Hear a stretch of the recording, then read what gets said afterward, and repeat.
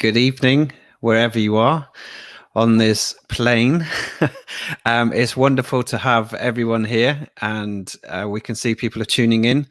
This live stream has been organized by Simone again, which credit to you, Simone, for pulling this together. It's been an absolute honor learning all of the things we have in the last week or two. We had Jackie Phoenix teaching us all about Article 61 a few weeks ago, and that triggered 550 odd responses, requests for information. So tonight we're equally as excited to have a special guest on. So Simone, why don't you introduce our guests? Hello, everybody. It's nice to be here again. Thank you, Robin, for setting this up for us.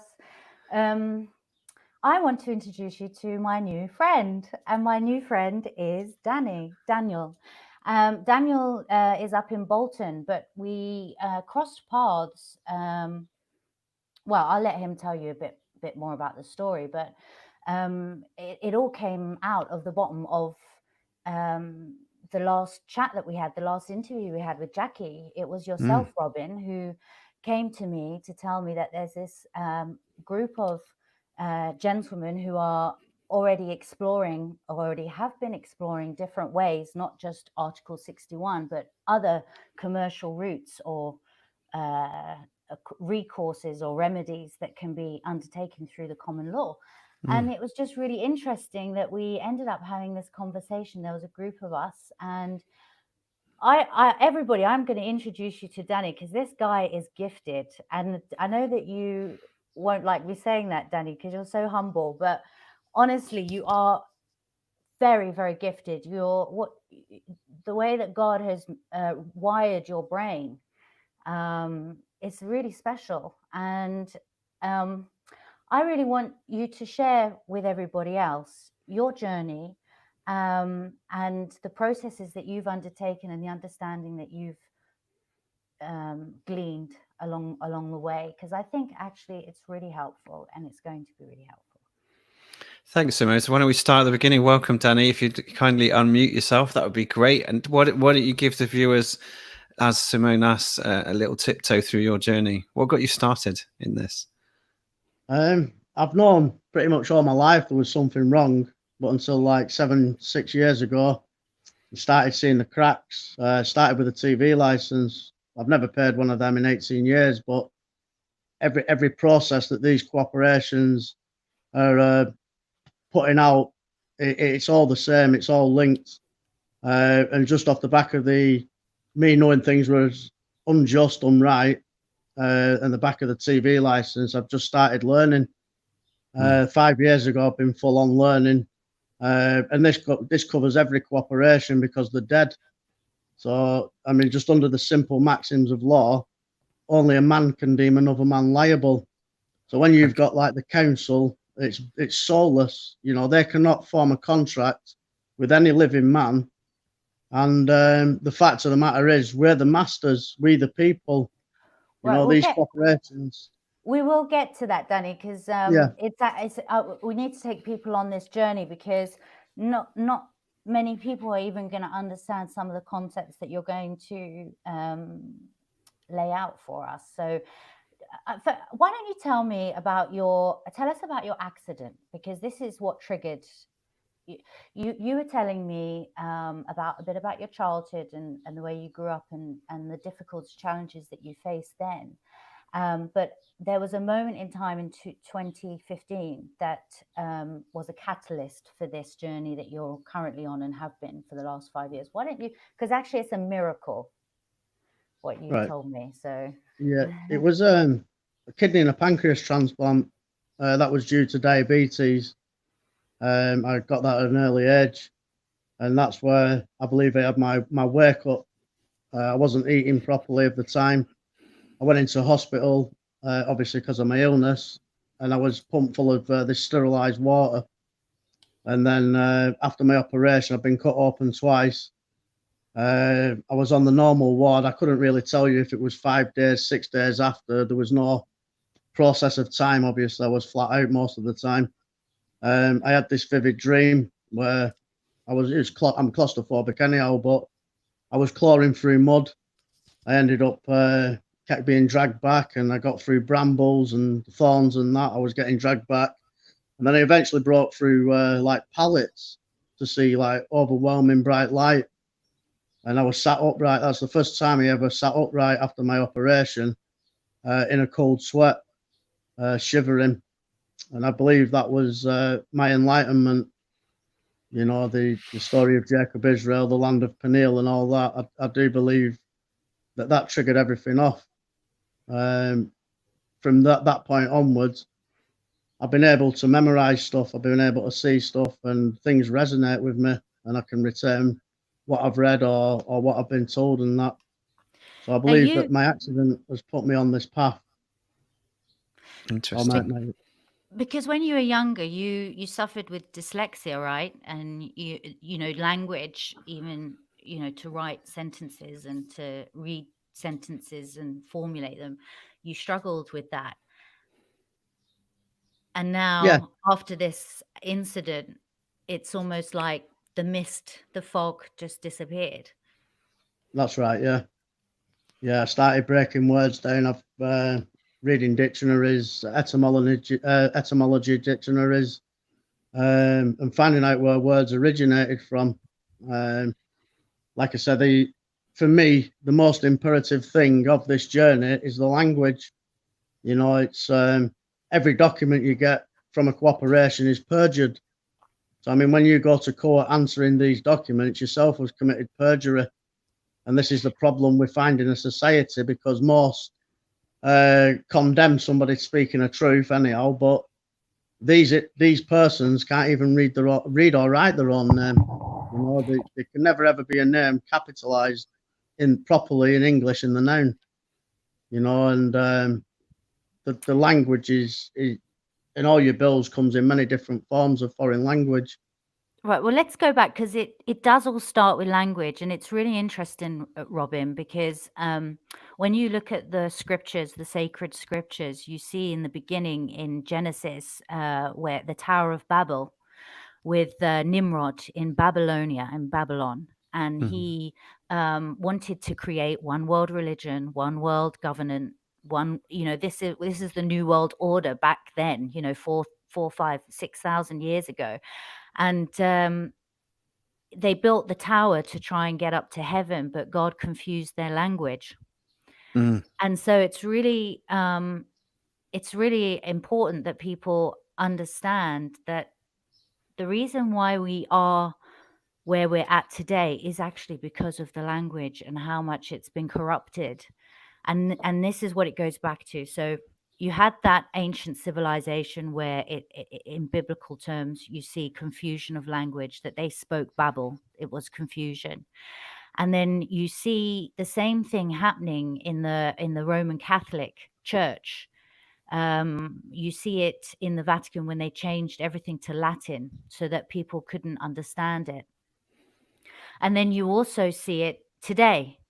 And as much as many people would just assume that the English language is the English language, and it's always been the way it has, but actually it's not. The English language that we know is not readable. It's not intelligible, and that's because we haven't been taught from a young age what grammar is, what proper English is, and how to use language. And, you know, you always hear the old sayings about, you know, wordsmith, you know, words are sharp, you know, words can, sticks and stones may break my bones, but names will never hurt me. You know, words carry life and death in the Bible, in the scriptures. It talks about your tongue carries, you know, has the ability to bring forth life or bring forth death. And these people, these criminals that we're all subjected to at the moment, the horrors, the evil, they operate within their own language. So, for example, the Law Society, which is a society like any other society, when you form a society, part of that is having your own language, creating your own language. So the Law Society created its own language to be able to put that into legal documents, which is commercial law, not common law. So we're talking about two different jurisdictions. Danny, would you like to elaborate further on that part? Because you know a lot about the past and the Justinian deception, and but talk to tell people, help take them on that journey. Like the Justinian deception's on about the capitalization of the words, the capitis diminutor maxima, and that within itself, then 530 AD, it lowered every man and woman's status to a mere slave, and that's just through literacy. You know, if your name's in lowercase, then you're the man or the woman, and then when they put it in uppercase, it's called a word mark, which is a bond, which is like a logo, a brand, which links to your birth certificate. Because under the birth certificate, again, it's all foreign language. You've got a bond number, and this is where you're born into bondage. It's just basically full-on slavery. You know, the title they give you is fictitious. MR means a minor. So the minors were the young children they used to snatch back in the Admiralty days to put on the ships. So minor, it also stands for peon. And peon in Southeast Asia means the lowest military ranking, which now ties up to the minor, the dog's body on the ship. And then when you get a correspondence saying the legal occupier, that means that you're the combatant of the state, you know, the land that we're supposed to be on. So everything is just, like you said before, it is tied up to the military. The Admiralty is what it's tied up to. The deception, you see, I put this to a barrister. The Whore of Babylon is a false prophet. It's the City of London, the Rothschilds' City of London. And under the Magna Carta, they've got no right in doing what they're doing to us people on English soil. And this is where the language comes in. You know, we don't know who we are, so we just we panic and we pay, or we do whatever it may say. You know, it's I've put it to a lot of judges, solicitors, MPs, and so on. You know, in a roundabout way, I said to an MP, I went through the grammatics of the language, it all being hocus pocus, block language, this, that, and the other. I asked him, how could we a people get any rights voting for the devil with a dead ledger? Because that's what your name capitalized is. It appears on your gravestone like that. And he stepped backwards. And it's a corporation, which is a dead entity. So a body corporation, yeah. That's why you get someone's dead to court. You know, tell us about the court, because that's so funny. So people can get it, there is a common law jurisdiction, which is the highest law. It talks about our sovereignty, and it's tied to the Bible, you know, God's 10 commandments, you know, not to harm, not to injure, not to commit fraud, and to keep the peace. Those kind of, that's the common law. And then you have something called statutory, the statutory law, the statutory realm, which is commercial law, which is maritime, which is admiralty law, which is what it's the law of the sea rather than the law of the land. Now that's what all their contracts operate within, the statutory commercial law. And as I understand it, as a commercial entity, it cannot contract with a flesh and blood man or woman, and therefore has to make you a dead entity as well, a corporation as well, so that it can then make joinder with you. Is that in a roundabout way? Yeah, pretty much. Like I say, we're all taught illiterate. This is the problem under the Rockefeller education system. There's even these lawyers and that you may speak to, you know, some of them have a degree of language about them, but I think they've overruled that and all, you know, because the ones I've spoken to, they can't grasp half of the things I'm saying. Like I say, I left school, I'm dyslexic, I left school with 4 Ds. You know, it wasn't my forte learning, but it's just total deceit. You see, this is the devil's work, isn't it? It's deceitful. So if you read the glossary on your bills, it'll mean nothing. And then when you read the legalese underneath it on its own, it'll mean nothing. But when you read them together, it comes together. So are you saying that the government, the system, this beast system, has dropped our status to a slave by capitalizing us. But not only that, they've created this fiction or this dead entity from us that now they're profiting, that they profit from. But it also connects to the Say-to-V Act in 1666, the Great Fire of London, right? Yeah. So could you tell us how take it from where I took it, Justinian, Roman, Catholic, and then it goes through to, the 1600s, and then we get to where we are now, or in the 1930s with the collapse of the banks back then? Well, the SQV, I think it was originally in 1505, Henry VIII and then Pope Benedict, and it came out in 1666 after the Great Fire. But that was an Admiralty Act anyhow, for people dead or lost on the sea. But how they've written it now, we're all dead, lost on the Holy See, a delinquent or an infantile. And obviously that's because we can't read and write properly. And this is how they've subjugated us. So, like I said, it's also linked to the Talmud, this, because it specifically states, I think it's Bava Kamara 113a, that a Jew can lie to a Goyim in the legal. So this is all we are to these persons. We're Goyim, which means livestock. And this is how they're doing it, through deceit. They're just raping every single land, man and woman that's upon these lands, through deceit, which and again, because the Satanist, deceit is the devil.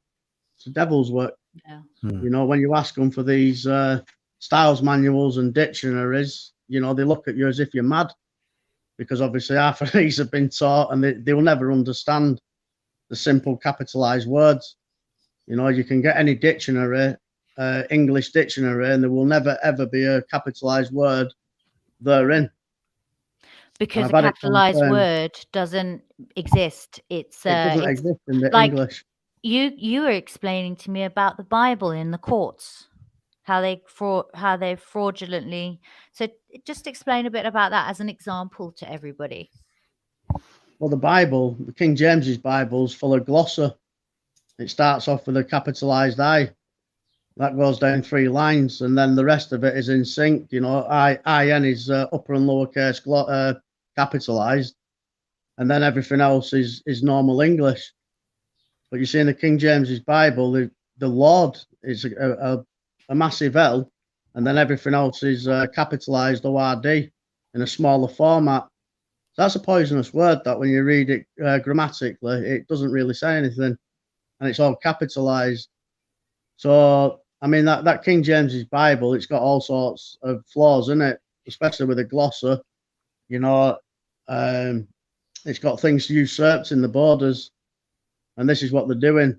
You see, again, it's the devil's work, so it's got to come up from underneath, and the usurping. But they're holding us. It's called a sesquius position, and they believe that they can utilize, be the usury over our SQV trust fund, and it doesn't matter. Like I said, whatever the cooperation is, it could be the police, the council, they all trying to attain a joinder through this deceit, and then in the Bible, the King James's Bible, it's supposed to be written in 1611.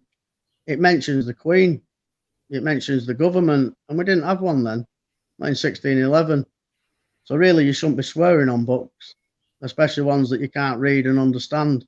But you were saying that they've purposefully changed, for example, the name of the Lord in the King James Bible into glossa, so that when they swear on an oath, that the word Lord within the Bible, you can't read it if you were looking at it for grammatically, right? Yeah. It wouldn't mean it would just be blank, because you've you've made it capitals, and as you would put it, bastardized it. Yeah. And so they're swearing on a Bible to get away with their trickery, knowing that they won't be punished by God, or not that they won't be punished by God, but to prevent themselves. it gives you an illusion of make-believe, doesn't it? Yeah. You know, you're swearing on the righteous, the holy book sort of thing. But like we said, it's been bastardized. So you can't, it even says in the Bible, you shouldn't be swearing off to anybody, really. Yeah. You know, it's to the divine creator and the divine creator only. Or the divine creator is our judge. You know, there's no man that can sit there and judge another. Can we talk about the Vatican and how they've influenced the legal system? The Vatican, it all falls under the canon laws. Going back to the early Rome, if you was worshipping there in the Vatican, they used to give you a fine. You go to your service, well, I'd say a fine. They used to charge you in case you sinned the following week coming. So basically, what's that? It's exactly the same here. With every bill you pay, all roads lead to Rome. And going back to the satanic trilogy, the Whore of Babylon, being City of London, the two beasts are the Vatican and Washington, D.C. See, the City of London's full of dragons. So the story is the Whore of Babylon aligned herself with a dragon, the two beasts, and strolled alongside Lucifer, or the devil, which is your paperwork, before they fought God, or in this case, God's people. But the Vatican have been doing this for a long time. And if you look at the chambers of the dead, outside is proper grammatic language. And then when you go within, it's this dog Latin. It's hyphenated, you know, and this is how that's called the language of the dead. Dog Latin's the language of the illiterate. Danny, tell us a bit more about the twisting of language, because, you know, in relation to the court systems and the contracts that they're writing, and give us some examples of some words that they've corrupted or that they use to cause confusion. Well, like I say, it's in the glossa, but let's have a look at this letter there. I mean, it starts off, it says, this office previously notified you of an alleged offence captured on camera. So you start from the beginning. The word office is poisonous anyway, because any word starting with a vowel followed by two consonants in quantum grammar is poisonous. Previously, PRE and ending with LY are mixed suffixes. So that's like past and future tense phrases. There's nothing ever of the now time. And then you read further, it says you. It says you use a banking term, and that means that you are a debtor. You see, you only can ever have we, ourselves, the people. So every corporation is bankrupt. We bought the banks out, and that's a quick twist then. They may address a capitalized name, but they never address that name thereafter. Use third person plural. So they use the third person because it's not specifically we, it's your birth certificate who they're actually addressing. You know, and you further digress of the language of and, they're two poisonous words. Alleged, that's a poisonous word. Again, it's a vowel followed by two consonants, but alleged in itself, the meaning is without proof. So they're taking money off all us with no prima facie. There is no fact, there is no basis. It's just allegations or beliefs and or presumptions. And most people were that feared because, again, it's the work of the devil. So people live in fear when they get these bills. And the first thing they do is rush out and pay them and fret, oh, I can't afford it a bit, whatever. Danny, sorry to interrupt you, but you mentioned all the banks are bankrupt. So how is it you've come to that conclusion? Well, many, there was all bankrupted really. In the 1800s, you had the Bills of Exchange Act 1882. Then 1938, the Geneva Convention, come the Gold Standard Act 1931, which specifically states, you see, this is the person that they're addressing. So in the Gold Standard Act, it says the Bank of England or persons thereafter have no liability. These are forced liabilities saying you owe the dead some money. Okay. Then if you only have to look at 2008, where we bought allegedly the banks out, but these were the shareholders that we bought out. So this is how thick I believe the people are or have become. They really do not understand anything, especially not in the political sphere. They just jump on board every 4 years and go away willy-nilly with a pen and they sign the rights away. with no further ado. But we bought the banks out in 2008. You've also got the Clearfield Doctrine, and that specifically states that the state is the trustees. They're the fiduciary trustees benefiting off us, the creditors. Yes. So for those that are thinking, well, what, are there going to be any action steps that come out of this live stream? Yes, there are. I just want to thank everyone for being here. We've got 196 live viewers at the minute. So thank you, everyone, for tuning in. We appreciate you being here. Simone and I are following a very kind of open dialogue format tonight. And what the aim of this conversation will be is the call to action down below. So if you'd like to stay in touch with Danny, who there's a group of people in the UK who are doing wondrous work on taking on the institutions and standing in the power of a couple of things and instruments that we're going to discuss later on in this live stream. So stay tuned. There is definitely some action steps that we can take from here. So hang in there. We're just giving some context and some history and giving some insights into how we've been, how the truth's been obfuscated and how sneaky the enemy's been, and how downright audacious they've been in taking over the entire financial system. We're just about to get, and the legal system, and we're just about to get into some of the instruments that have been created by the powers that should not be and think they are. That have essentially caught us out and keep us bound using the straw man. So you talked about the Clearfield Doctrine. Why don't you now start to go into some of the things like some of the instruments that get used today? And Simone, did you have something you wanted to add? Well, actually, what I found really fascinating, Danny, is when you were telling me about the courts and you know, the way it's set out, the dress code that they wear, and what the meanings and the symbolism is behind it all. Because effectively what they've done, what the devil has done, is turned us from being a creditor into a debtor. But we are the creditor and they are the debtor. But when you walk into their fake courts, they are treating you as if you are the debtor instead of the creditor. And this is how they get you every single time. But I want you to talk about the wizardry that's used and how it all links back. Yeah, it's a court executor. The censor is what you're going into. You see, our presumption is that they're all sworn in, they're all there for the queen and all this, that, and the other. Every court was dissolved also in 2008. We do not have a rule of law. So what they're doing, it's just total violation of trust law. You know, they want you to give them your name.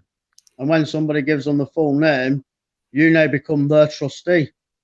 You know, everybody just has to look at the birth certificate. It states in the bottom left or the top right, not to be used as identification. But this surname is not our name. We do not have a surname. That's the Crown's name. We have patronymics. You see, the surname is what they're after because that's the surety of money. So my name should be Simone from the family of Marshall. Yeah, or from the clan Marshall, yeah. You know, it's just deviant, and a surname in the etymology in Latin means the above name. So there's nothing above your Christian name. You know, that some of these idiots say that, oh, we don't know who you are. But they do know who you are. If you read the Bible, there was never any surname presented like, you know, David and Isaiah, Abraham. There was only Jacob Israel that got the epithet, which is a surname of Israel. You know, so we're just Christian people with Christian names. So for me, the wizardry is trying to attain for them your name, the surname. And then once they've got that, it's a court executor of some sort. So what that means is the judge is not a judge. He's being paid or acting for somebody else. And it's until you give them the name, then they become the beneficiary of your estate. And that's how they sweep the jurisdictions and so on us, you know. Tell us about the courtroom setup and the judge's outfit and the, you know, the black and white, because it's a wake, isn't it, where you're going to? It's you've been summoned dead. So it's like a clergyman's outfit, so to speak. But they're that deluded and psychotic, these Freemasonic judges. They believe that the old sheep wool on the head stops the divine creator from seeing the impure thoughts. No, this is how deluded they are. They will meet the maker one day, that's for sure. But the actual court's set up like a ship. You know, the judge is sat on the higher deck and he's looking down. He wants you to rise for him or her, rising from the dead. But once you open the floodgate and that, you know, you're in their jurisdiction. You have two banks at either side. So the banks are on every river to deflect the currency. You know, it's all about the money. And this is the illusion. It's as if they're doing something, but there's not one judge that I've come across that has any accreditation. They have no bonds. They're actually trading unsecured securities with no licenses. Every single judge and court for civil matters, especially. Because that's something that all public servants must have, right? They must have a surety bond because you are in a public office. Is that right? Yeah, they need the surety bond and the indemnity liability bonds, but they don't have any. You see, these chief executives of the council are an American title under the Companies Act 2006. You know, it's they get top money. They get more money than the prime minister and that, but that's covers the identity. They're supposed to be paying people back out of that. So what the council specifically are doing is renting a courtroom out. There is no jurisdiction, and it could be your next door neighbour that's deeming you liable. You know, you're not in a contract with these are our servants. So they're renting a courtroom out and just rubber stamping everything. There is no presumption of innocence. You know, we people cannot get in these courts and defend the frivolous claims. You know, especially when it's a corporation bringing a man to court, it's just rubber stamped. You're ignored and fast tracked through. Now this is where people need to wake up. And this ties into the courts. They are not courts; they're business administration meetings. They don't fall under the proper courtroom guidelines, right? What a proper court de jure is, what a proper court is with a jury. And what they've done is they've taken that element out and confused the language.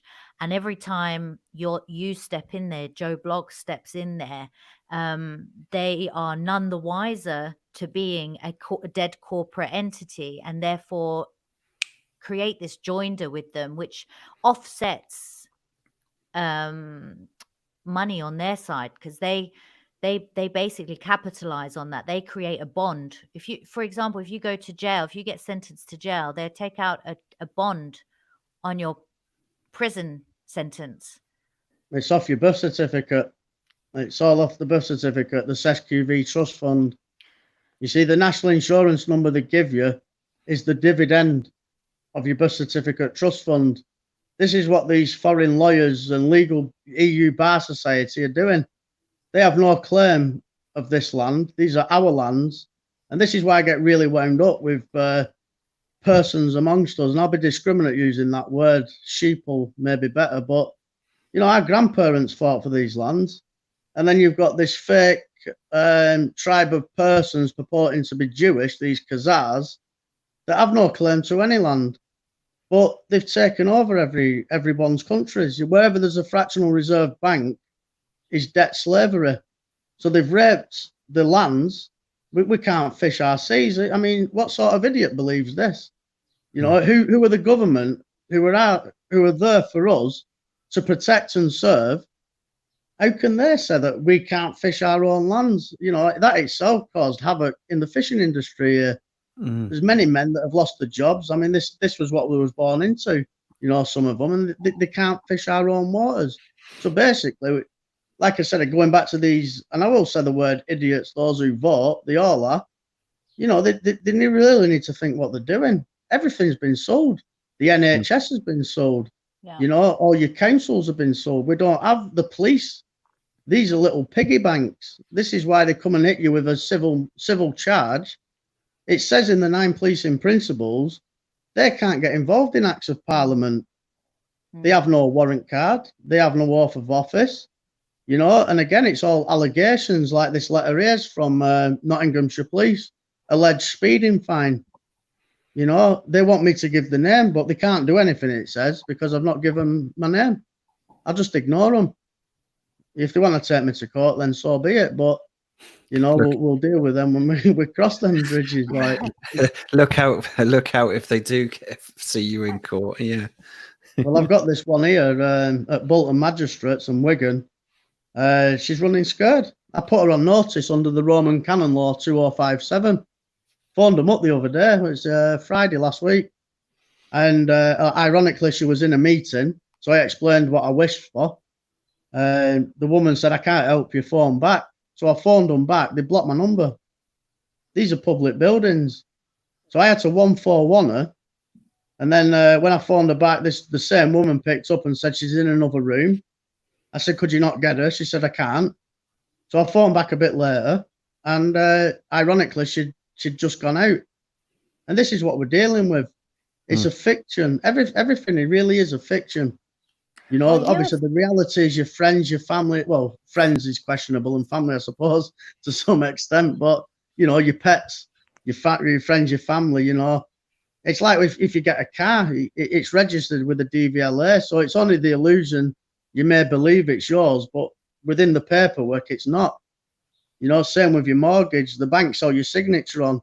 I mean, if people had a look at what happened in Iceland, I think it was around 2008, 2010. Same with what Hitler did. He arrested all the bankers, you know, and everybody got the leniency then within the mortgage, because as soon as you sign for these contracts, they're paid in full. You know, we had explain a bit more about that, Danny, because some people won't understand that. The money's a promissory note. So the promissory notes in your pocket are fraudulent. They're all fraudulent because they're not properly signed.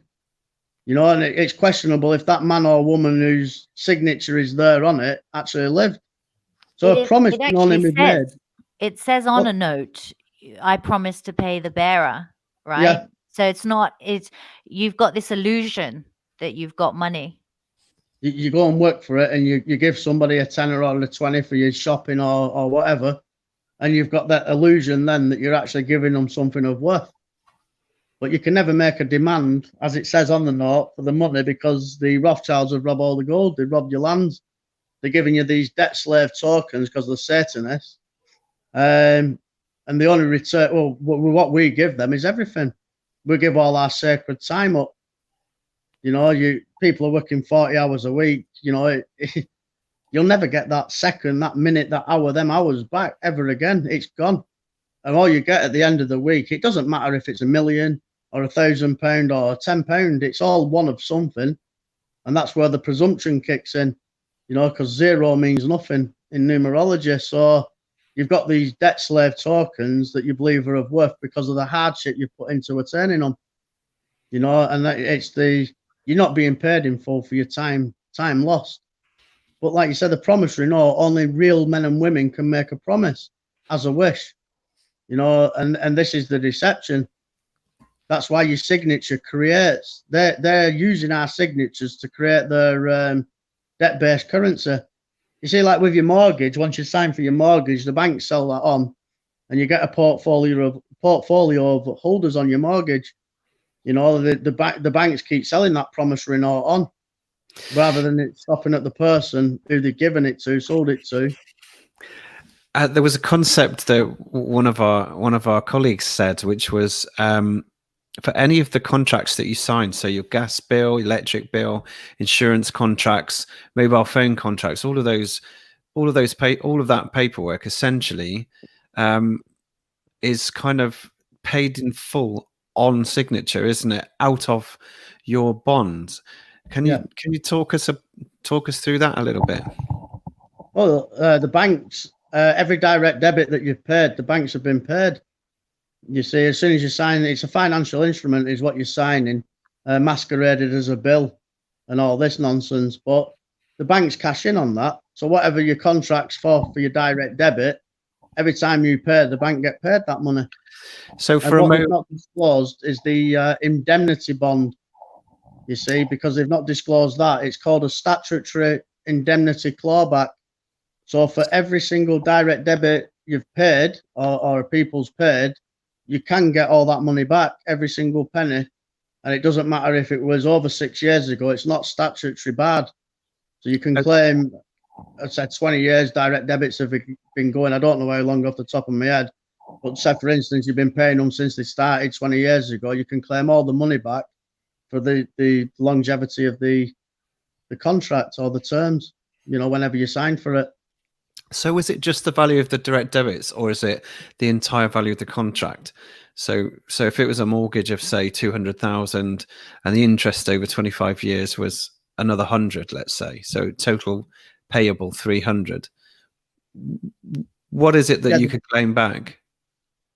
On the direct debit, everything, whatever the direct debit is, you know, if you've paid so it's just it's the money for the direct debit on that, and standing orders, I believe. Okay, so anything that's gone out. Bank details.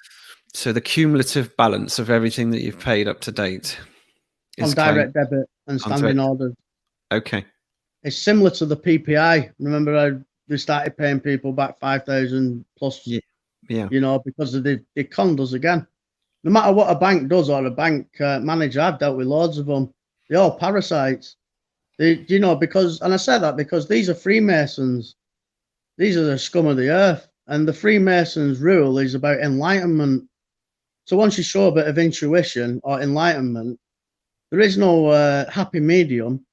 You know, the only outcome they may have is to deem you mental. You know, there is no recognition that you may be a brother, or I mean, I'm not into that Freemasonry. You know, it's just total condemnment. And this is because everything's based on a lie. It's all lies of these Khazars. Right. So can we go through an example of something that maybe you've felt worthy of pursuing somebody, something, you know, some entity? Can you talk about who that was, when it was, and what you did? Well, at the minute, I'm pursuing the delivery business manager there at the court. Because it's persistent now. I've lost jobs because of the council terrorising me at work through my illness and that. You know, they have no right contacting any man or woman at work for an attachment of earnings. You're not signed in. And I'm also coming after the chief executive at the same time of the council because I've had enough of them. You know, you try and speak lenient to them. They had a conspiracy on my medical report to get me sectioned. And that also links to my local MP, Yasmin Qureshi. You know, these MPs, they've got two Dun and Bradstreet numbers. So they're not here for us. You know, that's the Bilderberg and the trilateral agreements, I believe. I've asked, but they will never give you answers. So at the minute, I'm just coming forward for the delivery manager here at the court and the chief executive. I'm just on a waiting curve now because I've served my paperwork. I've just got to wait 30 days. And the failure to answer that, then I'm going to be pushing forward with an M1 form, which is in CPR Rule 7 Civil. And I'm going to specifically put on that I want to progress this to CPR Rules 8 because they're all committing misfeasance in public office. So at the minute, I mean, I have won out of court with some of these firms and that, but my battle now lies in court. I've come that far. They've ignored everything. I mean, going back to the Article 61, I've served on the 5 documents. It has worked for some corporations, but they tend to ignore. They're working through cease and desist, equitable estoppels, you know, conditional offers of acceptance. They're just relentless. So I do believe that this is the only way, linking to the Bible. You know, some people say don't go to court and all that, but I don't see any other way for a man or woman to get their standing, which is under the Roman Canon Law 2057 and competency, you know, without making an apparition at the court. You know, you have to claim who you are. And under the SESQV, you have to declare that you're not dead or lost beyond the seas. Or incompetent. Yeah. Shall we go through what is an evidence of life then now? Well, no, actually, Danny, tell us about Bolton Council, your experience there, and when you turned up at their offices one day, and what led you to turning up at their offices? Yeah, well, obviously I learnt the language, so I went in and I asked the woman if I could speak to the chief executive, and she tried declining me. So I told her that I wasn't speaking to one of the illiterate idiots on the customer service desk. Customer service, it makes me laugh because we're their masters. But a woman come down from upstairs, and after 15 minutes, her head fell off. I was only speaking about the language. So she went and got the chief executive for us and the 151 officer. And it was a very uncomfortable hour for them because I didn't move from the American Sign Language glosser from the Chicago Manual of Styles, and the name and everything's American. I mentioned this because every corporation's mentioned on the registered on the Dun & Bradstreets. Her Majesty's Government, CIK 00014552617, is on the US Securities and Exchange Commission. So that's a direct link to American. It's American Sign Language from a Chicago Manual of Styles, what they're using. Your birth certificate's in dollars, your Treasury Direct's in dollars. So this is a racket from the Federal Reserve Bank of Criminals, you know, and they actually asked me nervously, why do I keep mentioning America? Because they know what they're doing. And under the UCC, I forgot what title it is, but they're committing treason. They're committing high treason. That's the Uniform Commercial Code, which are codes set out for their statutory contracts, that things must be set out in a certain way, certain writing, certain language has got to be used, right? And if they don't adhere to that, then it makes it null and void. Well, this is what every corporation, it's like a Bible for corporations, and that's for their terms. You know, we shouldn't really know these, but just for instance, in the UCC, Title 181342 is where they're addressing the legal fiction and grammatically incorrect address, legal fiction and an address. Now, on all your bills is a PO box, which means a non-contracting venue. It's just a slot in a post office, like a pigeonhole. So that's now Title 181341, which is mail fraud. And every corporation commits mail fraud. There's a man there in a mental health ward. He got thrown in a prison. Well, he got put in a mental health ward in prison and a mental health ward. His name's John Patterson. And he was exposing this Finchley Road fraud. You know, all your MPs are involved in this, specifically Tony Blair, you know, your David Beckhams and all that.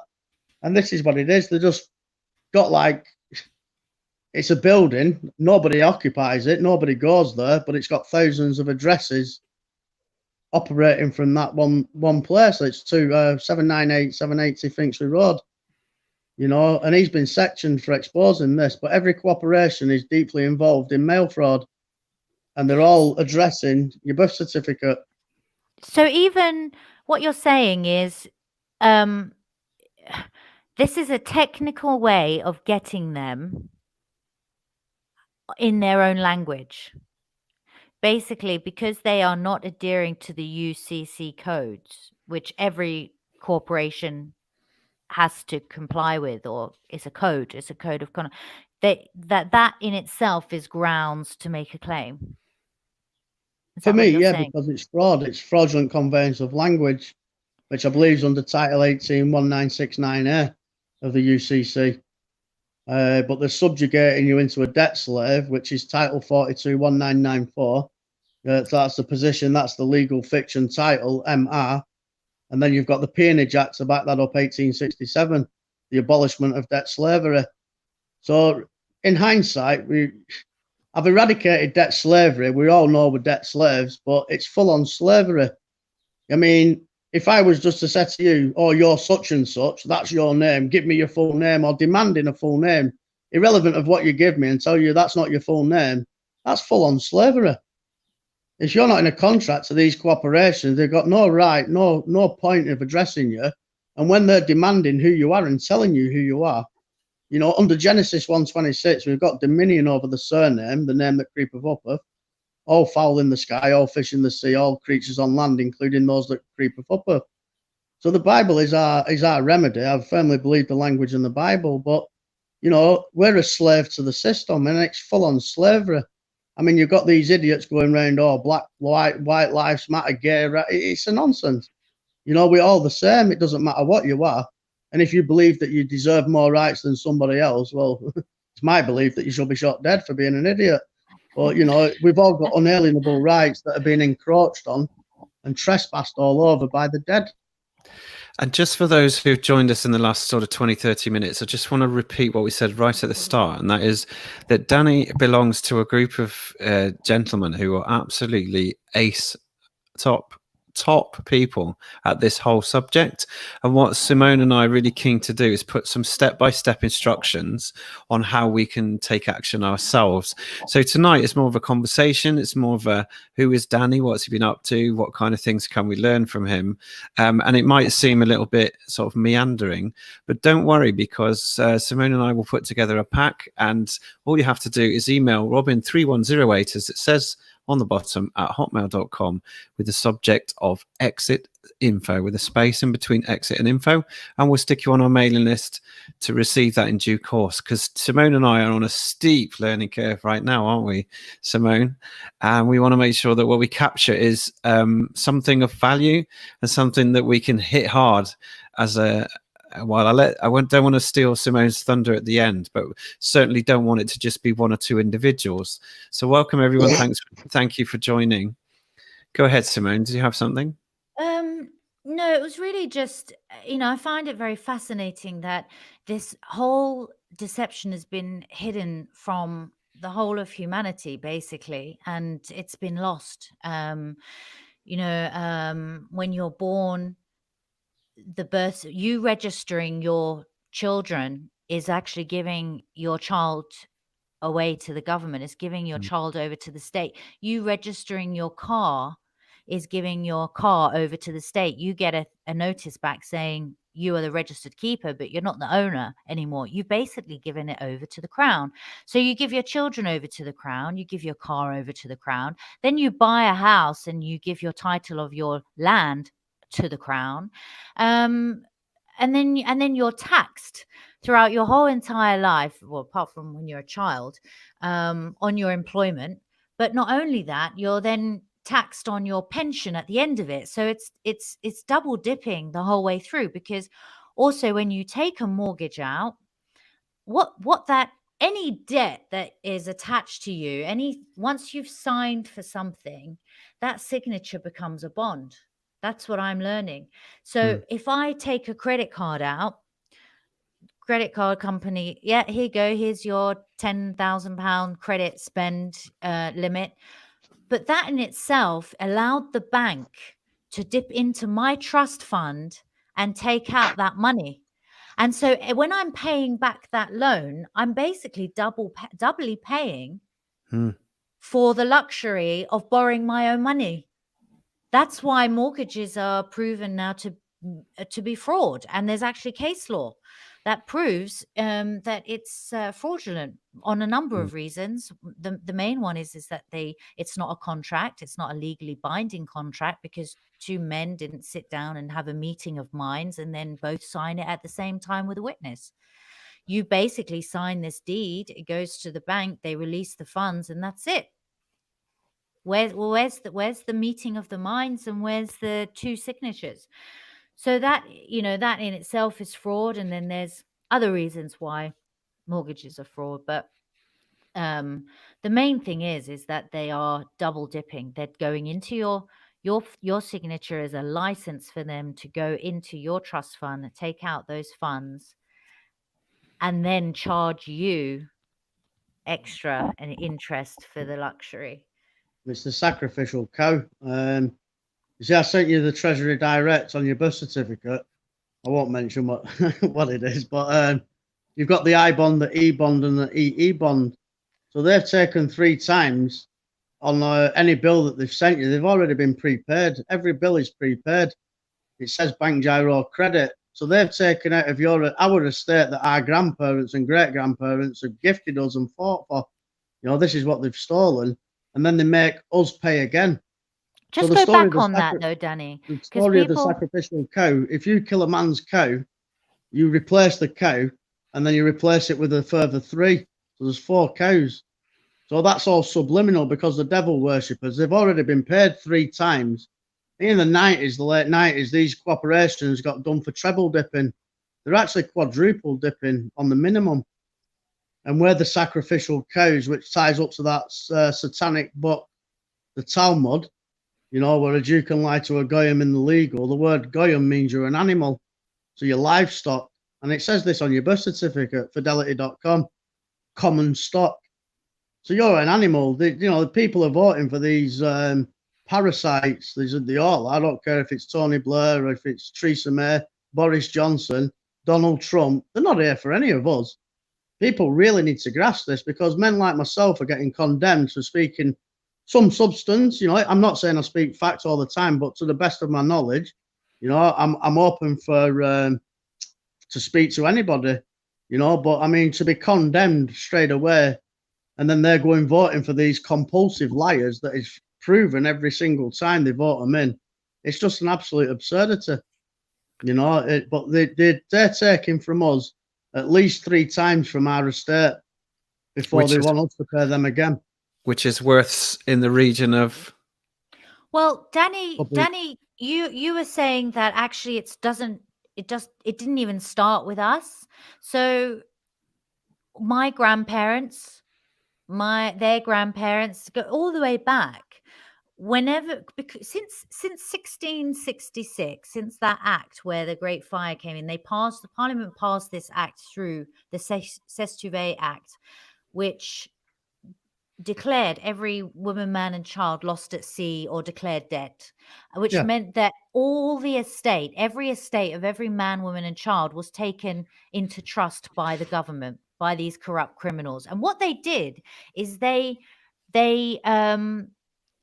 legislated the 1666 Act in French, so that even if you were literate, you'd have to understand French in order to understand what it said. So not only did they pass it in secret in Parliament, but they also wrote it in French.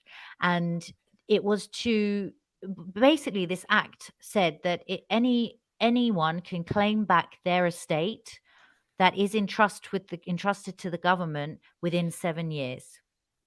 Isn't that right, Danny? Pretty much, yeah. And then they passed it through the back door. But the reason they wrote it in French, it was supposed to be wrote in Latin, but the well-to-do of the time wouldn't have been able to read the Latin, so they put it in French. So they could then go back to the government, or be it wherever there of the time, and claim everything back for what they've lost, if it's wife, children, husband, house, you know, estates, whatever, horses, and they could claim everything back and get fully reimbursed, revested for what they'd lost. But and your Joe Bloggs, like your baker or your blacksmith and so on and so forth, the likes of me, would have got nothing, because you was basically born at the time into a family and you followed the traits of the family, be it a joiner or a baker or be it whatever. So you only really knew what your family did and what you was going to do. You know, you only knew your trade. So that's why the majority of the people then was illiteracy. But that was passed through the back door in 1666, after the Black Death in 1665, and when London were burning in the Great Fire. And that's what they put that out for the well-to-do, to get all their estates back of what they lost. And so what our government in this day, or if you go back to the 1930s, when the crash, when all the when the financial crash happened, that's when every government that they owned started to issue birth certificates. You had to register your children. They gave you a capitalized surname when you didn't have surnames before. Is that right? Is this about the right time that came in? I'm not 100% on that, but I know that they've been taken over for the government, like I said, just for their benefit. Like I said, the capital, I can't verify. I've seen a lot of birth certificates from 19 40s onwards. Like me, my grandparents who deceased, my mum's, my dad's, and my own, and that, and a few other people that I've done work for. But I mean, I can't really go too far back and confirm that there was all written in uppercase, you know, because there was some form of literacy about us. You know, the schooling was a lot different than what it is now in like the 1900s, when at the 1920s and so on. There was at least sort of a decent standard of reading, writing, and arithmetic.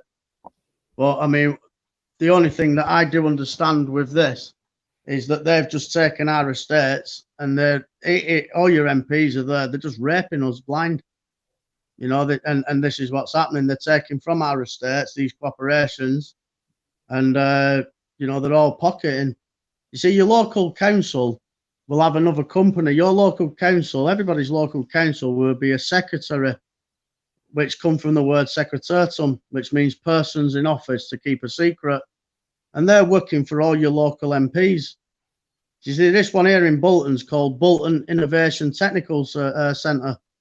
And they purport that to be of education, but it's not. It can't be. It's science. So it's an academic discipline, not an education like reading, writing, arithmetic. And that's where I've addressed them. And that's where I got a conspiracy on my medical report, because they addressed the council and my local MP at the same time and all. Well, that's where all your local MPs are sat, and they're bringing these bogus charges out so that they can go and have the £40 breakfast and do what they're doing. You know, it's really time of people woke up to realise that these are our servants and the lives they're living. There's soldiers on the street, there's young children on the streets suffering, there's old people on the streets who fought. You know, these are people that have lived a life. Your signature creates money. There should not be one homeless man or woman on these streets. And that's irrelevant if they turn to heroin, they're alcoholic, or they're clean. There should not be one man or woman on these streets, period. And this is because the purported authorities that persons believe in are just robbing us. You know, you don't owe nothing to nobody. I mean, at the end of the day, your gas, your water, electric, we are the land. It says this in the Bible: from the dust to the dust you return, from the dust you came to the dust you return. So we are the land. These are our lands. So everything on these lands are ours within reason, you know. The gas and the water is harvested from our lands, but then you've got this foreign cartel, Kabbalah, raping us. And these are who your local councils work for, with the deception that they're here for us. They're not here to help anybody. Let's talk about what we can do now then, Danny. We talked about some of the things that we can do. We talked about easiastical dipole. Do you want to go through what that is? Well, that's as far. I've never done one, me, but I've heard about it. Obviously, off my friend there. That ties in with the Roman Canon Law 2057. Again, it's some form of status, standing, and competency over your estate. So apparently, it gives you your copyright name and trademark, but I can't verify that. Okay, it's not something that I've used. Maybe but I do know that it's linked to the SESQV and the Roman Canon Law, specifically it's Canon 2057. Okay, because we have two or more people in the group that could speak on that, and perhaps we'll do that. We'll ask Conrad to come and talk about it.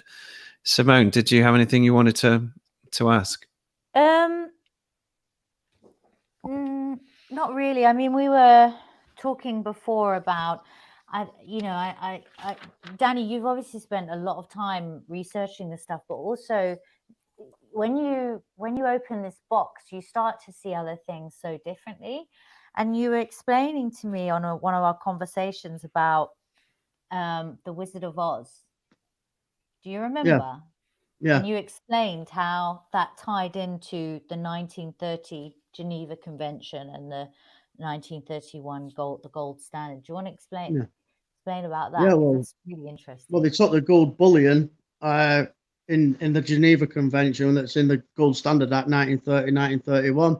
This is where they asked everybody to hand in their gold, right? And for exchange of these fiat currency. So it's a mockery, the Wizard of Oz. It starts in black and white, which means the truth.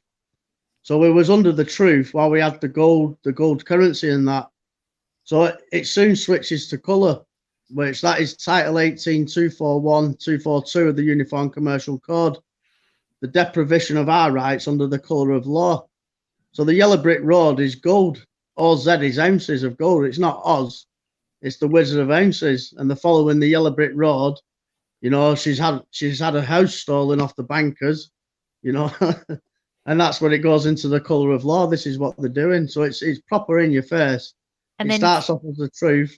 There's a lot more subliminal messages in there, like red shoes, emerald doors. You know, this all links to Freemasonry. But it really is a story about what's happening, because when it went into the colour of law, she got a tax identification number, the Tin Man. And then you've got the straw man, which is your birth certificate, you know, and then you've got a lion with no heart. So that's probably a people that they don't have the a cajoles about them to do anything. Just go with the flow, like, oh, we've got to, oh, it is what it is, isn't it? You know, they're voting to be dumb, you know, and by dumb, I mean not have a voice. They cannot voice anything, you know, they can't say, hang on a minute, you're getting a bit out of hand now with these acts. We've not voted for any of these acts. You know, but they just persistently, under the illusion that they're doing something right, voting for child abusing, murderous, lying parasites is exactly what they are. Doesn't matter if it's Boris Johnson, child abuse. How many children has he killed? If he's not fiddled with them, you know, he's killing them in a war that's persisting every day. He's putting lives in jeopardy. We've got an immigrant problem, so they say. It's because we're terrorists. You go and bomb another man's country, another woman's country. What were these people going to go? We shouldn't be at war, and that's under the acts of war itself, the Terrorism Act, the Roman Treaty, and that. We should not be at any war. We've not been bombarded. But again, this is the bankers. This is what they do. They create a fiction, and the hardship is death and destruction to all forms of God-given life. You know, birds, bees, men, women, children. Nothing's of any relevance to these fake Khazarian Jews. It says this in Revelation 2.9. They're in the Bible. You know, they claim the first 5 books, but they don't own anything of the Bible. These are not children of Israel. These are Canaanites. Yeah. These are born of a serpent. You know, and this is the problem, because when a man mentions the word Jew, which is a synonymous word anyhow, they claim the Hebrew. The letter J doesn't exist in the Hebrew. You know. You get the brand of anti-Semitic. I'm a proud anti-Shemitic, me. I'm sick of these devil worshippers' signs and symbols. And this is who your governments are working for. This is why they've all got registered on Dun & Bradstreet. You know, they work for the bank. They'll never, ever, ever work for we a people. I don't care who they are. They've all for profit. Yeah. Well, and I think that's linked to the Dun & Bradstreet numbers they've all got. They're sworn in. And people, I guess there's not many people realize that even Great Britain is a corporation. Even United States of America is a corporation. They are corporate entities with under commercial jurisdiction or statutory jurisdiction, because they can't operate as a dead entity in the common law, which is for man, woman. It just can't. In fact, common law is higher. It's the highest laws. Danny, we've been talking with some other guys, some really good people, as a little sort of offshoot to try and see if we can come up with a plan that's going to have a bit of a ripple effect across. Well, it's international, because this applies to everybody. This doesn't just stop with the UK. This is happening all over the world. Like you say, wherever there is a Fed Reserve Bank, that they are owned. They are and the people are their slaves. So we've been mulling over different ways that we can go on the offense. And I know that word is illiterate, but we're looking at, well, there's kind of 2 different elements to it. The first thing is to hold them personally liable for the crimes that they're committing. And the second way is to take ownership, get your trust back under your ownership. And we think that those two streams running in parallel would be of benefit, because you got to hit them where it hurts. And if you're hitting them where the money is, and you're not playing there, but in doing that, you're playing by their rules at the same time, they don't have a leg to stand on. That's it. We've got to go for the individual, the mainly the chief executive, director, whatever they purport to be. And like you said, you're quite right, because it's a name game, but it's all about the money, isn't it? So when we people start bankrupting these null and void chief executives, they have no rights. You know, this is where people get mistaken. These are order followers, so they've only got duties, responsibilities, and orders, and their orders don't come into our unalienable God-given rights. So we have the power. Until people understand that, then we can just stop overnight and stop this. But I mean, in the meantime, for me, it's attacking, not physically. Not that I wouldn't mind doing that, like, but we have to financially attack these parasites. And we have to destroy them, because you see, when you make these directors or chief executives bankrupt, they'll never ever work in that line again because of the bad credit history. So hopefully these will be the ones that we're putting on the street, and they deserve to be on the streets. No man does, but these do, for the hardship that they've caused and persist to cause. It's like some power crazed rush for them, innit? They do not have any power, but they thrive on basically our ignorance. Tell us about that real life example. Was it in the States with six people went after one governor? Was it? Where's that? I've never heard of that. It's we had a chat about it last night. I forget who said it. It must have been Conrad. We're talking about a governor got pursued by 6 people consecutively. Yeah. There's a guy called Cal Washington who does that in America.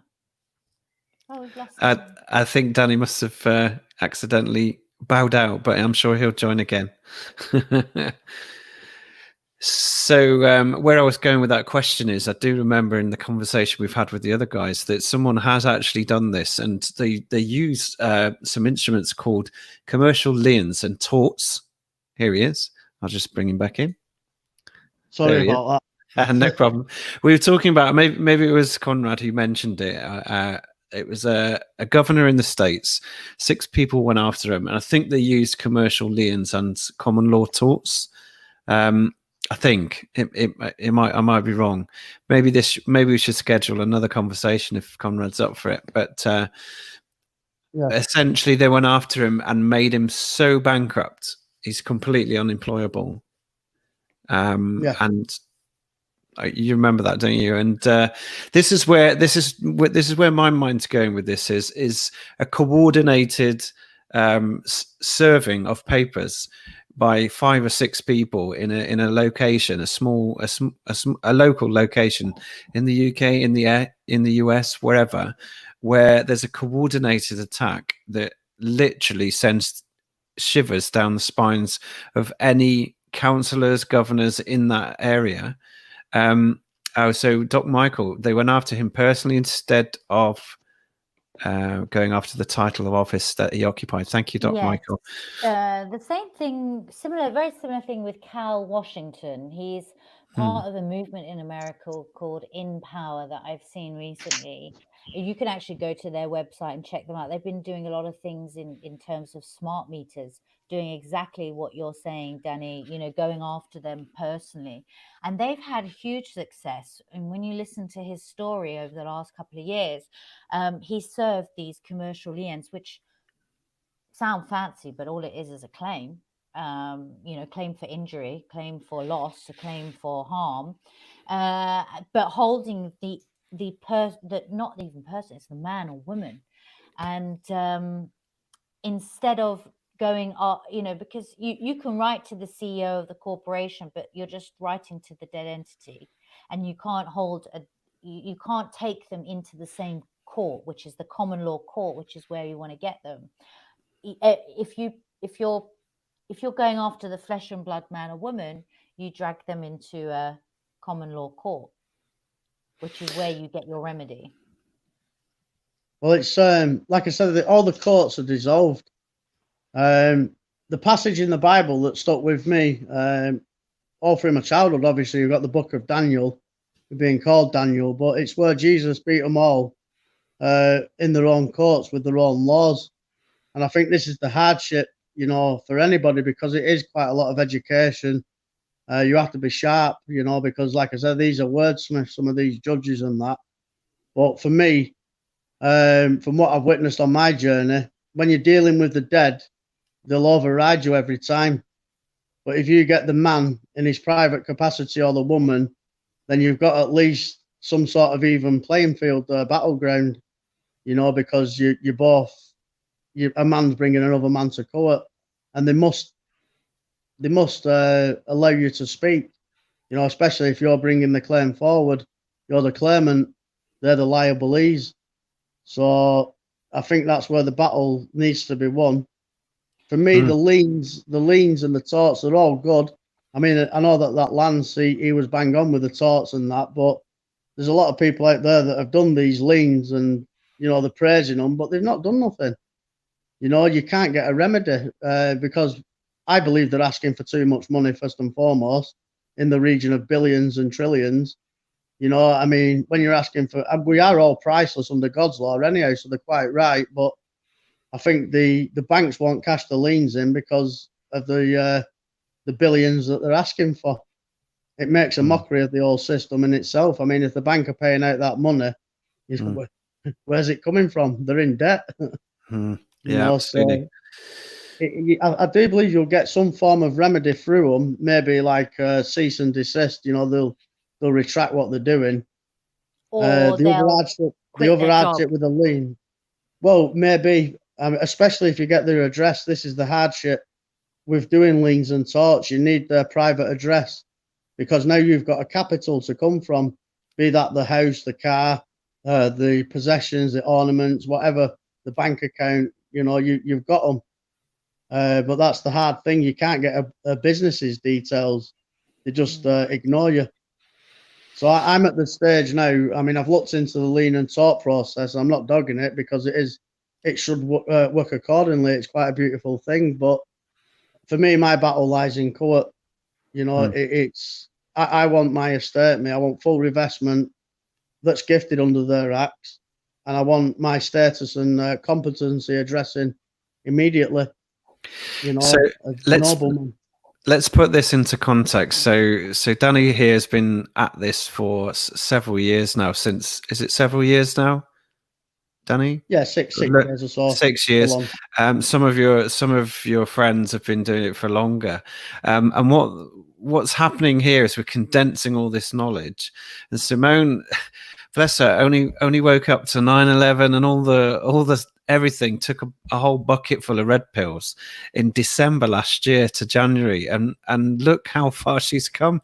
She's definitely the Aston Martin Lagonda or Zonda of fast tracks to taking all the red pills. So look, I just commend you, Simone, for getting this far so quickly and having the audacity and courage to just pick up the reins of this quite challenging subject. But what I think we've got here, something is really powerful. We've got a YouTube channel with 7,000 subs.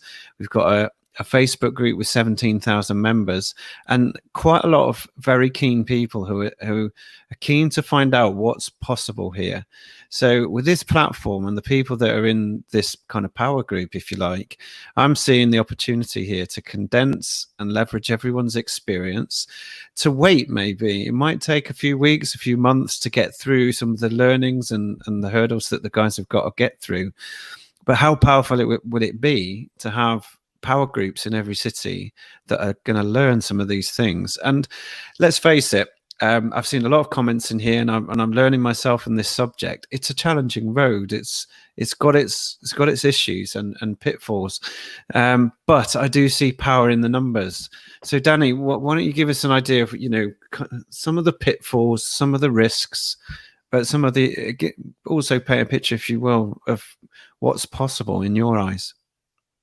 From what I've discovered, you lose a lot of so-called friends. They can't keep up with you. I can't go to the pub.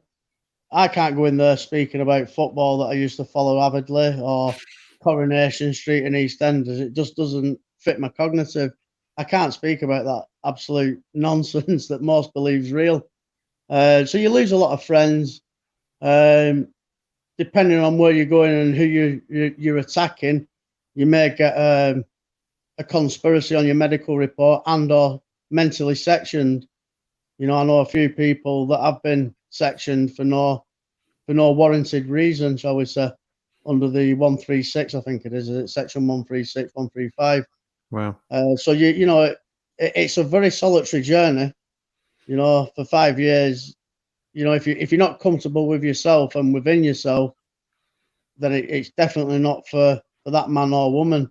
You know, if you like attention and you like crowds of people and playing to the crowd, it's certainly not. You will lose a lot of people.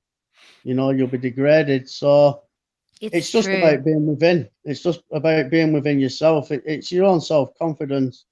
You know, I know this has been absolutely hammered out of us since the day we was born, really. But, you know, it's a very solitary path, and, you know, lonely for those that may need company and may need people to keep them feeling safe. I don't know. But there is a lot of, it's a very dangerous path to walk. You know, they can bring false allegations up against us at any time that can further condemn us. You know, I've been very fortunate. I've had a few torts like that put on me, like to keep the distance because I've been threatening and so on. But like I said, it's just becoming comfortable within is really what needs to be interpreted first and foremost. You know, you need to be at one with yourself.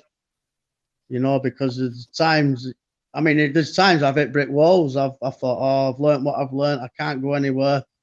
And then all of a sudden, obviously, it must be from the divine light. More things come your way. You know, there's more light shed onto your situation. But it's it is very solitary. I mean, I can't really go, like I said, to the local pub and speak about this to anybody. You know, when you take basically, you say, look, your whole world's a nonsense, mate. You're illiterate, and everything that you believe in is just fabricated, superficial bullshit. It doesn't really sit well. It's so true because, you know, having woken up relatively recently, my circle of friendships, my family relationships, it's all turned upside down. And you have to be a really strong person because, like you say, once you start uncovering and unveiling all this stuff, it's actually quite a lot for you as an individual, you know, to process, and I don't even, you know, just to digest because it's so much. But then on top of that, when you're losing the people that you love or that are supposed to be the most supportive around you, or when you can't relate to them any longer in the same way, that is it's even worse. It feels like it feels really isolating. Yeah, absolutely. You're getting some love in the chat room there, both of you guys. Well, listen, I don't know how you've coped, to be honest. Dawn has said to me many a times, I don't know how Simone has managed to cope with that. I'd be a crying mess in the corner if I'd had to swallow all those red pills. Don't see me in the quiet times when I spend on my own. Oh, bless you. Well, it is so amazing that you're not only like I told you about this amazing group only 2 weeks ago. We've already had 2 behind the scenes conversations. That's with me involved, but I gather you've been chatting away to Danny as well. I mean, massive testament to you, Simone, for grasping this, because you're grasping it much quicker than I am. And even if all we do is just get people onto a waiting list ready for the information, that has served a massive purpose. Yeah, it's so true, Robin, because from these conversations, the way I'm seeing it is there needs to be a number of different endeavors going on at the same time, you know, running them in parallel. You've got the Article 61 Magna Carta movement, which is getting everybody understanding under it and bringing redress at government level. Yes, again, it's a numbers game, and it's going to be for some people and it's not going to be for other people.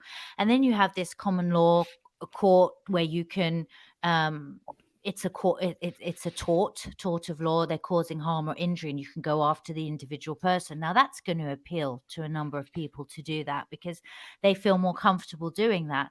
And then you're going to have other people who want to be involved in I know that, for example, the common law courts, they're looking for peace officers at the moment. So in every town and in every region, there will be peace officers that can then help with anyone who's trying to take children away from parents, or go and stand with people solidarity in court or at the police station, or it is a time, I believe, and a season where all God's people are now coming together, and all these different streams are starting to merge together.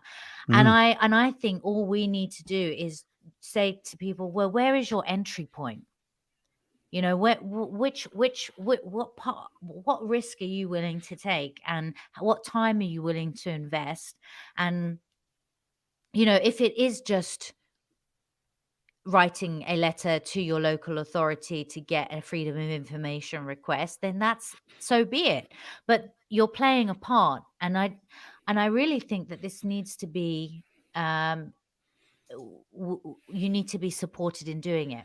So what we're trying to do is get regional representatives or local representatives that we can then start disseminating tactical plans of action that are going to then have this ripple effect. So if you've got, for example, 10 people in Swindon, 20 people in London, 30 people in Bolton, or around about those locations, those individuals would get together and write and target 2 or 3 specific individuals, whether it's a corporation or whether it's government. I mean, they're all corporations anyway, but the idea is that if there's people going in and targeting these individuals or these corporations on specific dates and a specific number of people doing it, they can't hide from that. They can't ignore you. Sure. And how are you planning to organize everyone? Have you got a means to start doing that? The first I have started a mapping system. So all the people that signed up to our mailing list, Event 202, who provided details of their location because they wanted to be a part of this. I'm not saying this specific project, but Event 202, they were definitely wanting to find local people and connect with local people. So we've created a map where we can see how many people are in different locations. And I have a lady right now who is working on that map, and she's going to begin emailing groups of people that she can see on that map who are together and asking them, would you like to be involved with this local for an action plan, consolidated effort across the regions, and this goes to America and Australia and other parts of the world as well. Amazing. And how can people actually link up with you today if they hadn't done so already on the Event 202? We've got a Facebook page for Event 202. We've got a Telegram chat group, Event 202. We've got a MeWe account for Event 202. Okay. We've got an email. So, Robin, your my email address.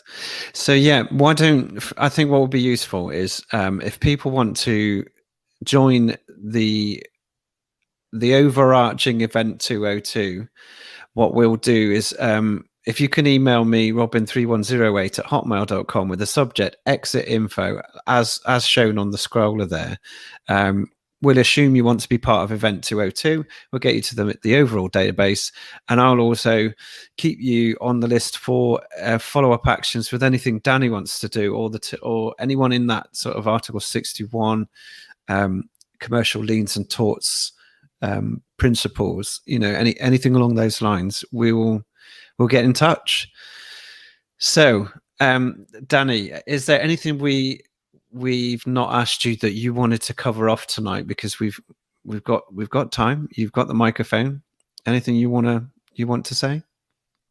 No, I think, like I said, I understand how I speak and that, and I don't want to lose people, you know, in what I'm saying and that, not being big-headed. So I think that for me, that should be sufficient. You know, if they look at what I'm saying, like in Title 18.1342, emphasizes that it is a fictitious name and an address. You know, just simple things like that. Just to see if it will register a little bit, to think, hang on a minute, yeah. You know, I think I've said enough. Like, I don't want to lose people too much on that. No worries. I think what we're going to work towards, you know, that's you included, Robin. We're going to work towards getting a pack of this information, resources, and recommended, you know, reading or whatever is that we feel is necessary to undertake each step. So we want to help people, guide them through a process, because it is a process, and there is, you know, some of them are 90 days, or, you know, it takes a little time. But that's why I also believe you need to do it with other people, so you don't feel overburdened. But it is, I think it's a worthwhile project. I think it will make a ripple effect if we align it strategically enough. But we're working with Danny and a few others to bring all of that documentation and all of those references and information to the people. Thank you. Well, I think it's a good point to wrap up. So just finally, folks, if you want to go on that mailing list, do just follow the instructions there. Simone, you haven't got a YouTube channel yet, have you? Or shall we? Are we just going to stream on this one? Are we for now? Yeah, I do have a Google, a YouTube account, but I have never used it. So okay, well, let's both sit on this one for these kind of subjects. So for those who've asked what's Simone's YouTube channel, it is this one. It's the Event 202 channel. And for Danny, is there any way people can get in touch with you, or that you prefer? I'm banned on Facebook, but yeah, I'm on Facebook. I've just got a 30-day ban again today. If people want to get a hold of Danny, they can come through us, so it's fine. You know, we can connect you. That's right. So just use the email address there. That's absolutely fine, and we'll get in touch with you. No problem at all. So we want to thank you for your time and all your experience, Danny. It's been a pleasure tonight having you on. Yeah, thank you, Danny. Thank you both. And we shall sign out now. Thanks, Simone, for helping with the interview. And we will see you again, wonderful and amazing people, next time. Keep tuned. Do make sure you've subbed and bell to this channel, and you'll get the next update from the next guest who'll bring on some radical insights like Danny has. Go well, everyone. Take care. See you again soon. Bye. Bye-bye. Bye-bye.